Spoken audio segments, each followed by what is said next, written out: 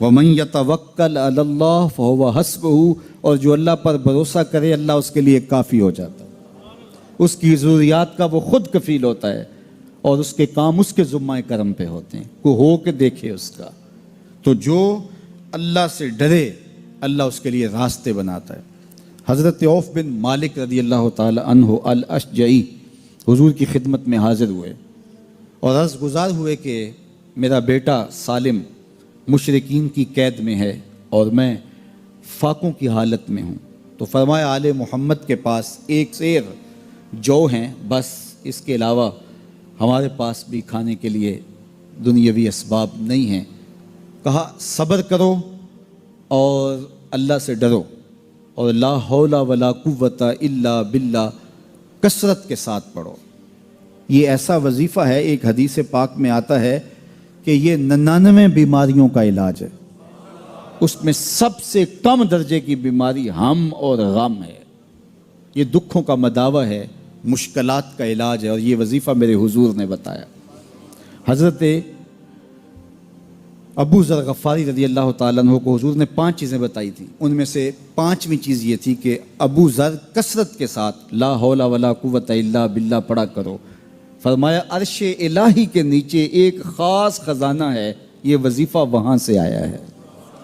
یہ زندگی میں معمول بنا لو، جب پھنس جاؤ مشکلات میں آ جاؤ تو لا حول ولا قوت الا باللہ پڑھو، اللہ راستے کھولے گا۔ تو حضور نے 3 چیزیں فرمائی، اللہ سے ڈرو،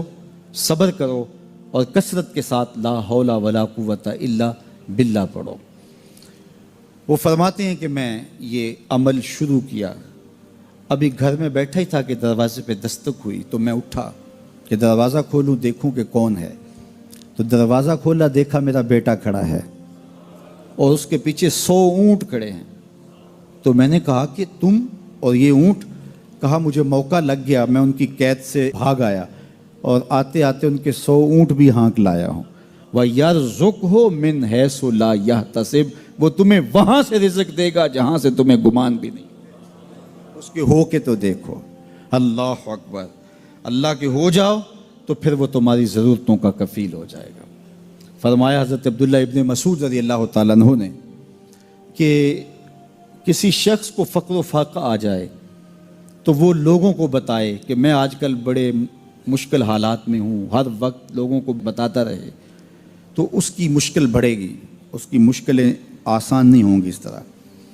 اور اگر وہ اپنی اس مشکل کو کسی سے شیئر نہ کرے بلکہ مصلی بچھا کے اپنے رب سے کہے کہ مالک فقر و فاقہ آ گیا ہے اور اس کا علاج تیرے پاس ہے، اس مرض کا مداوع تیرے پاس ہے۔ تو حضرت عبداللہ ابن مسعود فرماتے ہیں کہ رسول کریم نے فرمایا جلد یا بدیر اللہ اس کو مالا مال فرما دے گا۔ یہ بھی کبھی کر کے دیکھو، مشکل آ جائے، فاقہ آ جائے، مصیبت آ جائے، کسی سے نہ کہو، صرف اپنے رب سے کہو، پھر دیکھنا اس کی کرم نوازیوں کا می کیسے برستا ہے۔ فرمایا اللہ پر بھروسہ کرنے کا جو حق ہے اگر وہ تم ادا کر دو، وہ تمہیں ایسے رزق عطا کرے جیسے پرندوں کو عطا کرتا۔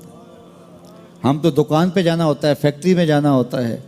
ہم اپنے کاروبار پہ جانا ہوتا ہے، نوکری پہ جانا ہوتا ہے، مزدوری پہ جانا ہوتا ہے، ہمیں پتہ ہے کہاں آج صبح جانا ہے، لیکن پرندوں کو کوئی پتہ نہیں ہوتا کہاں جانا ہے، راس المال بھی نہیں ہوتا، لیکن صبح نکلتے ہیں، شام کو کبھی بھی خالی پیٹ نہیں آئے۔ بن توکل پنچھی اڑ دے، خرچ نہ پلے زیرا ہو۔ گھر سے خالی پیٹ نکلتے ہیں، جب واپس آتے ہیں تو پیٹ بھرے ہوئے ہوتے ہیں، اور پھر جو ان کی ضرورت ہوتی ہے اللہ وہ ساری ضرورتیں پوری کرتا ہے، جو ضرورت ان کی ہوتی ہے۔ یہ شیر کتنا گوشت کھاتا ہے اللہ روز اسے دیتا ہے، یہ ہنس روزانہ سچے موتی کھاتے ہیں، اور آپ مارکیٹ میں لینے جائیں لاکھوں روپے لگا کے تولے ماشے کے حساب سے آپ خریدتے ہیں، پھر بھی آپ کو یقین نہیں ہوتا کہ یہ سچے ہیں یا 2 نمبر ہیں۔ اور ہنس دنیا پہ کروڑوں جانور پائے جاتے ہیں، روز کھاتے ہیں، صبح بھی، شام بھی، دوپہر بھی، پیٹ بھر کے کھاتے ہیں، اللہ روز انہیں عطا کر۔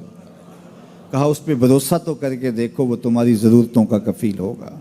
اس پہ بھروسہ کرو گے وہ تمہیں وہاں سے دے گا جہاں تجھے گمان بھی نہیں ہوگا۔ ارشاد فرمایا جو اللہ سے ڈرے اللہ اس کے لیے راستے کھول دیتا ہے، اور اللہ اس کو وہاں سے دیتا ہے جہاں سے اسے گمان بھی نہیں ہوتا۔ حضور نبی رحمت صلی اللہ علیہ وسلم نے ارشاد فرمایا 4 اشخاص ایسے ہیں جن کو جنت میں جانے سے کوئی چیز نہیں روک سکتی، اور فرمایا اگر لوگوں کے سست پڑ جانے کا اندیشہ نہ ہو تو اے عمر میں تجھ کو کہوں کہ یہ بات گلیوں اور بازاروں میں لوگوں کو بتا دو۔